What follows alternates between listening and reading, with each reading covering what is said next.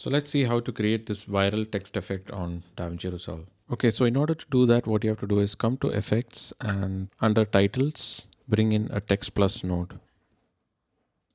And once you click this under inspector, you can click on this icon right here to enter diffusion. Now you can type whatever you want. I'm going to type in something like Bouncy text and I'm going to change the font.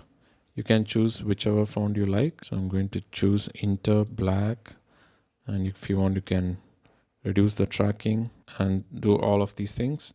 Once that is done, you right click here and select follower.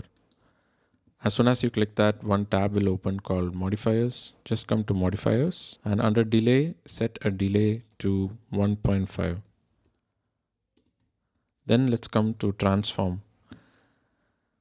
And then let's come to size. This is where we'll be doing the keyframes. So as you can see, the X and Y acts separately. So in order to, you just want to control one control so that it controls the other one as well. For that, what you have to do is just right click on X and choose expression.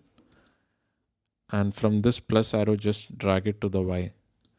So that what happens is, once you adjust Y, the X will also adjust. Okay, now let's do the keyframe. So let's come to frame 0 and mark a keyframe on Y and X. And then let's come to frame like 30. Let's mark a keyframe here as well. You don't have to mark keyframe here because both are connected. Now let's come to the first keyframe and reduce the Y all the way to 0.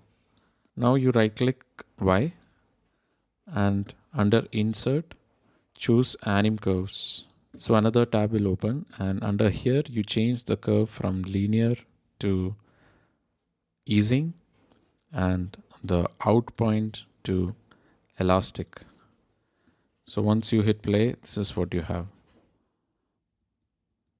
So it has this nice elastic motion as well. Now in order to add a drop shadow, you can come to tools under shading and under the third icon there is a black shadow. You can press enable, so you have a nice looking shadow as well. Now if I hit play, this is what you have. Now you can bring in a nice solid background below that and you'll have something that looks like this. Cool, right? And the best part is you can save this effect for a later use. For that, what you can do is come to media pool. There is something called power bins. Now if you don't see power bins here, you select this 3 dots and just click power bins so that it is available for all your projects.